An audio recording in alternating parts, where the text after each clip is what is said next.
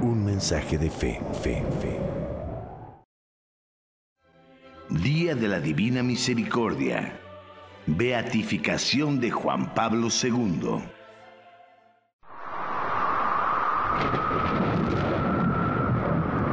Desde el principio existe la palabra, y la palabra estaba con Dios, y la palabra era Dios. Ella estaba en el principio con Dios. Todo se hizo por ella, y sin ella no existe nada de cuanto existe. En la palabra estaba la vida, y la vida era la luz de los hombres.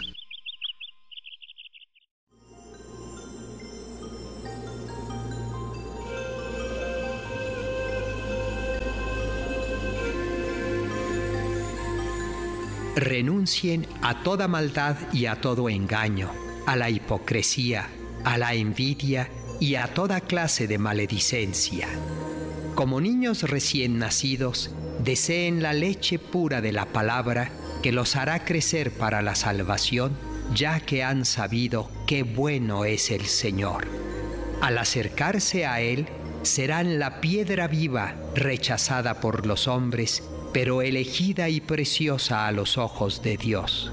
Ustedes, como piedras vivas, son edificados como una casa espiritual para ejercer un sacerdocio santo y ofrecer sacrificios espirituales agradables a Dios por Jesucristo. Porque dice la Escritura: yo pongo en Sión una piedra angular, elegida y preciosa. El que deposita su confianza en ella no será confundido. Por lo tanto, a ustedes, los que creen, les corresponde el honor. En cambio, para los incrédulos, la piedra que los constructores rechazaron ha llegado a ser la piedra angular, que es piedra de tropiezo y roca de escándalo. Ellos tropiezan porque no creen en la palabra. Esa es la suerte que les está reservada. Ustedes, en cambio, son una raza elegida, un sacerdocio real, una nación santa, un pueblo adquirido para anunciar las maravillas de aquel que los llamó de las tinieblas a su admirable luz. Ustedes, que antes no eran un pueblo, ahora son el pueblo de Dios.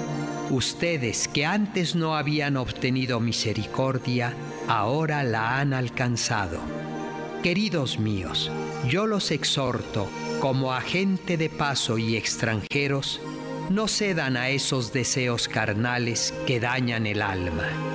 Observen una buena conducta en medio de los paganos, y así, los mismos que ahora los calumnian como a malhechores, al ver sus buenas obras, tendrán que glorificar a Dios el día de su visita.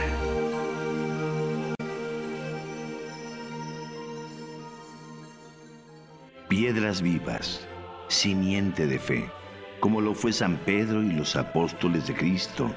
Lo somos los bautizados y su sucesor Juan Pablo II, el Papa polaco, el Papa de la sonrisa, el Papa conciliador, el Papa que vino a cambiar la historia, a dar una nueva luz de conocimiento y de fe a nuestro género en los linderos del siglo XX y del siglo XXI. San Pedro nos dice que Dios nos regala su misericordia, que es inagotable como su amor mismo. Este 1 de mayo de 2011, Día de la Divina Misericordia, el Papa Juan Pablo II es beatificado por su santidad Benedicto XVI, un hombre santo también que lucha por el bien del hombre y de nuestra Iglesia. Los católicos de México y del mundo estamos de fiesta. Fiesta porque sabemos que nuestro Señor bueno y misericordioso siempre está con nosotros, porque se abren las compuertas del cielo para hacernos una rebaja al 100%, perdonando nuestros pecados. La devoción de la Divina Misericordia surge hace varias décadas en Polonia, tierra natal del Papa Juan Pablo II, cuando Dios, en una revelación y encarnación mística, pide a Santa Faustina Kowalska ser su secretaria para difundir la devoción de la misericordia de Dios, la divina misericordia. Cuando hablamos del Señor de la Misericordia, Monseñor Pedro Agustín, ¿de qué parte de la grandeza de Dios estamos hablando? Bueno, pues es que Dios es amor. La misericordia es misericorde, es como mover, poner en movimiento el corazón, mover las entrañas para atender las necesidades del otro. La misericordia, podríamos decir, es ese amor que se pone en movimiento para atender al otro. Es similar hacia un equivalente también como a la caridad, ¿no? Pero bien, la misericordia de Dios en su encíclica Dives y Misericordia, el Papa dice, bueno, es que la misericordia de Dios es infinita y se manifiesta de manera clara a través de Jesús, que siempre mostrará un cariño y un amor hacia los niños, hacia la mujer, hacia los ancianos, hacia los enfermos, hacia los desprotegidos, hacia los grupos vulnerables, podríamos decir. A los hijos que se alejaron y que espera regresen. Y por eso él dirá, el Papa dice, efectivamente, el Antiguo Testamento está lleno de las expresiones de este amor misericordioso por la humanidad y indudablemente por su pueblo.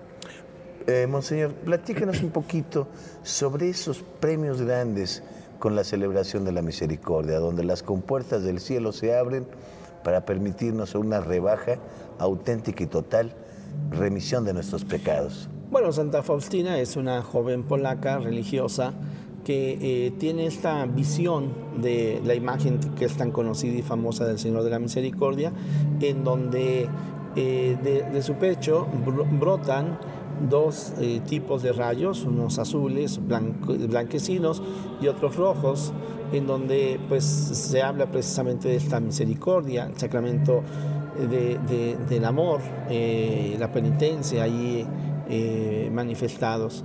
Pero Santa Faustina, en estas visiones y en este diálogo con el Señor, escuchará de parte de Él diciéndole, Faustina, tú eres mi secretaria, la misericordia de Dios soy yo soy Dios misericordioso, y entonces es el mismo Señor Jesús quien le dice, manda pintar mi imagen tal y como tú la ves, y aquellos que le tengan devoción a esta imagen alcanzarán mi misericordia.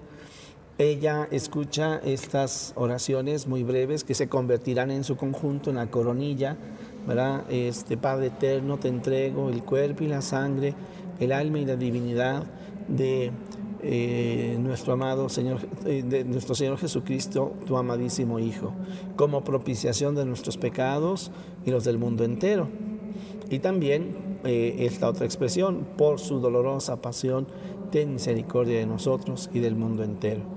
De tal manera que tenemos una imagen, tenemos una oración, se pide que sea a las 3 de la tarde cuando muere el Señor Jesús en la cruz, y en su conjunto todo esto es lo que conforma lo que podríamos llamar la devoción a Jesús Divina Misericordia, devoción que el Papa Juan Pablo también promueve para todo el mundo. Monseñor, la misericordia es quizá el punto más fuerte del amor de Dios a sus criaturas, que le hizo un plan de salvación. Lo podríamos entender así, pero yo en general creo que cuando hablamos de Dios tenemos que ver cómo todo Él es misericordia, ¿no? Día de la Divina Misericordia. Beatificación de Juan Pablo II. Juan Pablo II, al referirse a este bello tema de la Divina Misericordia, reflexionando sobre la enseñanza de Jesús en la parábola del Hijo Pródigo, que nos habla del joven arrepentido que después de desperdiciarlo todo, regresa a su padre, reconociendo ser indigno de su amor y le pide su perdón y ayuda. Este es un fragmento de la encíclica de su Santidad Juan Pablo II, rico en misericordia. Esta imagen concreta del estado de ánimo del Hijo Pródigo nos permite comprender con exactitud en qué consiste la misericordia divina. No hay lugar a dudas de que en esa analogía sencilla pero penetrante, la figura del progenitor nos revela a Dios como Padre. El comportamiento del Padre de la parábola, su modo de obrar, que pone de manifiesto su actitud interior, nos permite hallar cada uno de los hilos de la visión veterotestamentaria de la misericordia en una síntesis completamente nueva, llena de sencillez y de profundidad. El padre del hijo pródigo es fiel a su paternidad, fiel al amor que desde siempre sentía por su hijo. Tal fidelidad se expresa en la parábola no solo con la inmediata prontitud en acogerlo cuando vuelve a casa después de haber malgastado el patrimonio. Se expresa aún más plenamente con aquella alegría, con aquella festosidad tan generosa respecto al disipador después de su vuelta, de tal manera que suscita contrariedad y envidia en el hermano mayor, quien no se había alejado nunca del padre ni había abandonado la casa. La fidelidad a sí mismo por parte del padre, un comportamiento ya conocido por el término del Antiguo Testamento, Hesed, es expresada al mismo tiempo de manera singularmente impregnada de amor. Leemos en efecto que cuando el padre divisó de lejos al hijo pródigo que volvía a casa, le salió conmovido al encuentro, le echó los brazos al cuello y lo besó. Está obrando ciertamente a impulsos de un profundo afecto, lo cual explica también su generosidad hacia el hijo, aquella generosidad que indignará tanto al hijo mayor. Sin embargo, las causas de la conmoción hay que buscarlas más en profundidad. Sí, el padre es consciente de que se ha salvado un bien fundamental, el bien de la humanidad de su hijo. Si bien éste había malgastado el patrimonio, no obstante, ha quedado a salvo su humanidad. Es más, ésta ha sido de algún modo encontrada de nuevo. Lo dicen las palabras dirigidas por el padre al hijo mayor. Había que hacer fiesta y alegrarse porque este hermano tuyo había muerto y ha resucitado, se había perdido y ha sido hallado. En el mismo capítulo 15 del Evangelio de San Lucas, leemos la parábola de la oveja extraviada y sucesivamente de la dracma perdida. Se pone siempre de relieve la misma alegría, presente en el caso del hijo pródigo. La fidelidad del padre a sí mismo está totalmente centrada en la humanidad del hijo perdido, en su dignidad. Así se explica ante todo la alegre conmoción por su vuelta a casa. Prosiguiendo, se puede decir por tanto que el amor hacia el hijo, el amor que brota de la esencia misma de la paternidad, obliga en cierto sentido al padre a tener solicitud por la dignidad del hijo. Esta solicitud constituye la medida de su amor. Tal amor es capaz de inclinarse hacia todo hijo pródigo, toda miseria humana y singularmente hacia toda miseria moral o pecado. Cuando esto ocurre, el que es objeto de misericordia no se siente humillado, sino como hallado de nuevo y revalorizado. Y en efecto, la misericordia de Dios expresada al hombre a través de nuestro Señor Jesucristo a Santa Faustina es inmensa y nos la ha reiterado en innumerables ocasiones desde que pensó en un plan de salvación para toda la humanidad. Juan Pablo II sembró en nuestros corazones, por medio de su pontificado, esta bella semilla del amor de Dios, su divina misericordia, y eligiendo él personalmente el segundo domingo de Pascua para dicha celebración. Esta devoción a la divina misericordia ofrece gracias muy especiales que el rezo tan solo una ocasión de la coronilla de la divina misericordia, junto con la confesión y la comunión, nos permite la remisión total de nuestros pecados, demostrando devoción al Señor de la Misericordia, y que quien sea llamado a la presencia el primer sábado de mes tiene el camino abierto para llegar hasta Él. Juan Pablo II, que fue llamado por Dios el sábado 2 de abril de 2005, primer sábado de mes y dentro de la octava de la misericordia, nos da claro ejemplo del cumplimiento de estas promesas. Y este domingo, 1 de mayo de 2011, Día de la Divina Misericordia, tras la respuesta de los fieles de reconocer a Juan Pablo II, santo súbito, permitió exentar de los 5 años de espera para que su santidad pudiera entrar en estudio de causa de beatificación y canonización. Esto hizo posible la rápida beatificación del Papa viajero, que los fieles de la Iglesia deseamos pronto sea canonizado, y de beato Juan Pablo II pronto pasa a ser reconocido como santo por nuestra Santa Iglesia. Juan Pablo II, a los que ya muchos en el mundo católico llaman Juan Pablo el Grande. Es necesaria, en primer lugar, la superación de los diversos conflictos y tensiones que enturbian la convivencia pacífica entre los países y generan desconfianzas y antagonismos recíprocos. En este contexto quisiera hacer un apremiante llamado a la solución pacífica de las controversias. Día de la Divina Misericordia. Beatificación de Juan Pablo II. Como lo hemos comentado, gracias a que su santidad Benedicto XVI dio la dispensa para iniciar la causa de beatificación y canonización de Juan Pablo II, la Congregación para las Causas de los Santos inició los estudios en la causa del Papa de la Esperanza, anticipadamente. Para ser beato, se reconoce por lo menos un milagro, logrado después de su llamado ante la presencia del Padre.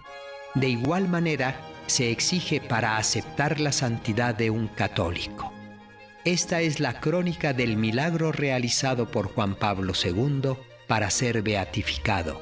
Es la historia de una religiosa francesa, Sor Marie Simone Pierre, que padeciendo el mal de Parkinson, por la oración y la solicitud de intercesión del Santo Padre de sus hermanas de congregación, milagrosamente recuperó la salud.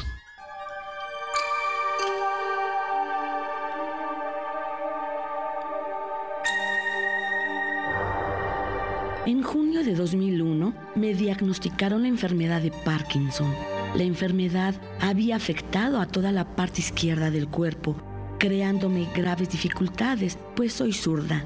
Después de 3 años, a la fase inicial de la enfermedad, lenta pero progresiva, siguió un agravamiento de los síntomas, acentuación de los temblores, rigidez, dolores, insomnio. Desde el 2 de abril de 2005, empecé a empeorar de semana en semana. Desmejoraba de día en día.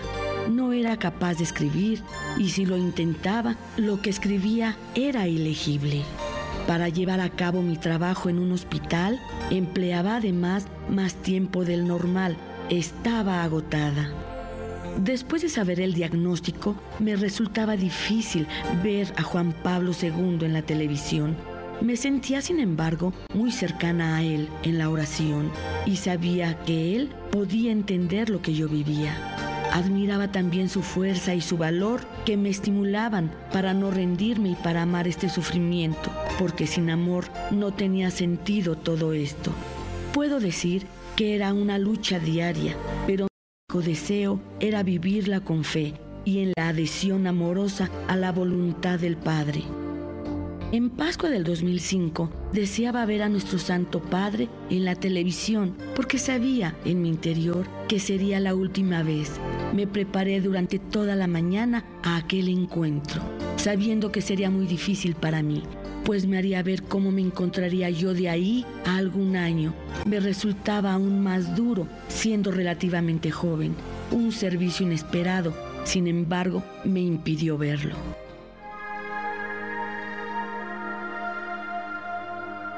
En la tarde del 2 de abril nos reunimos toda la comunidad para participar en la vigilia de oración en la Plaza de San Pedro, retransmitida en directo por la televisión francesa de la diócesis de París.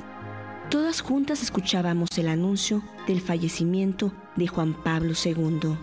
En ese momento se me cayó el mundo encima. Había perdido al amigo que me entendía y que me daba la fuerza para seguir adelante. En los días siguientes tenía la sensación de un vacío enorme, pero también la certeza de su presencia viva. El 13 de mayo, festividad de Nuestra Señora de Fátima, el Papa Benedicto XVI anunciaba la dispensa especial para iniciar la causa de beatificación de Juan Pablo II. A partir del día siguiente, las hermanas de todas las comunidades francesas y africanas empiezan a pedir mi curación por intercesión de Juan Pablo II. Rezan incesantemente hasta que les llega la noticia de la curación. En este periodo estaba de vacaciones. El 26 de mayo, terminado el tiempo de descanso, vuelvo totalmente agotada por la enfermedad. Si crees, verás la gloria de Dios. Esta frase del Evangelio de San Juan me acompañaba desde el 14 de mayo. El 1 de junio ya no podía más. Luchaba por mantenerme de pie y caminar. El 2, por la tarde, fui a buscar a mi superiora para pedirle si podía dejar el trabajo. Ella me animó a resistir aún un poco más, hasta mi vuelta de Lourdes en agosto, y añadió: Juan Pablo II no ha dicho aún su última palabra.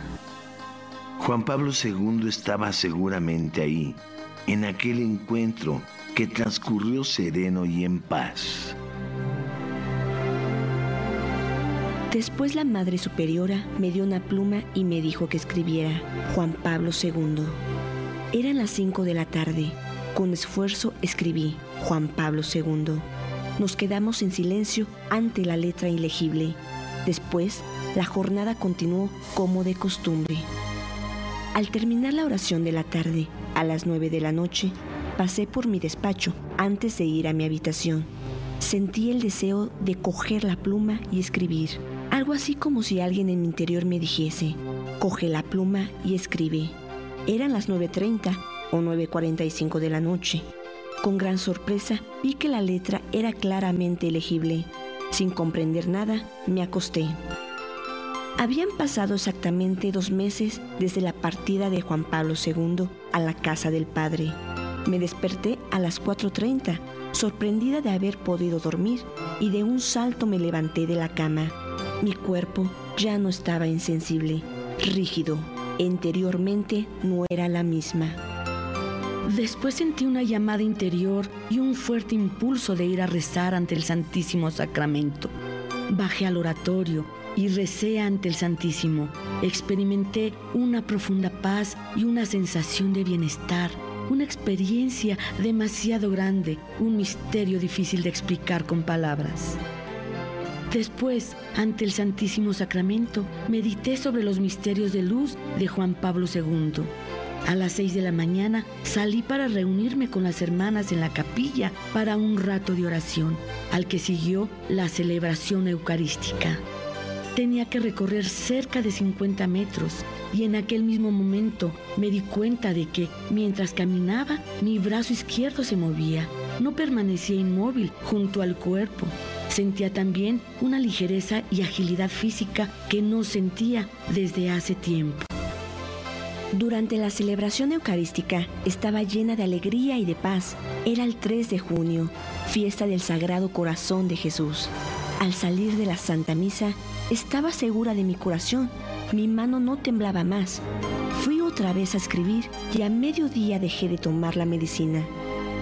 El 7 de junio, como estaba previsto, fui al neurólogo, mi médico desde hacía 4 años. También él quedó sorprendido al constatar la desaparición de todos los síntomas de la enfermedad, a pesar de haber interrumpido el tratamiento desde hacía 5 días. El día después, la superiora general confió a todas nuestras comunidades la acción de gracias y toda la congregación comenzó una novena en acción de gracias a Juan Pablo II. He vuelto a trabajar normalmente. No tengo dificultad para escribir y conduzco también en recorridos largos. Me parece como si hubiese renacido, una vida nueva, porque nada es igual que antes. Hoy puedo decir que un amigo ha dejado nuestra tierra, pero está ahora mucho más cerca de mi corazón. Ha hecho crecer en mí el deseo de la adoración al Santísimo Sacramento y el amor a la Eucaristía, que ocupan un puesto prioritario en mi vida cotidiana. Lo que el Señor me ha concebido por intercesión de Juan Pablo II es un gran misterio difícil de explicar con palabras, algo muy grande y profundo, pero nada imposible para Dios.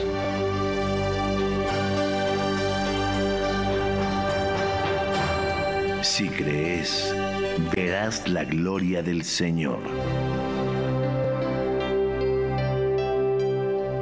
He venido de nuevo a vuestra tierra para confesar ante vosotros y con todos vosotros la fe común en Cristo, el único Redentor del mundo.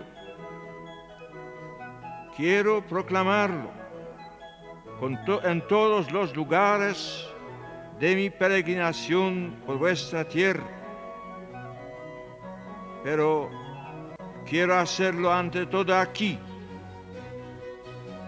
en este lugar particularmente sagrado para vosotros, el Tepeyac.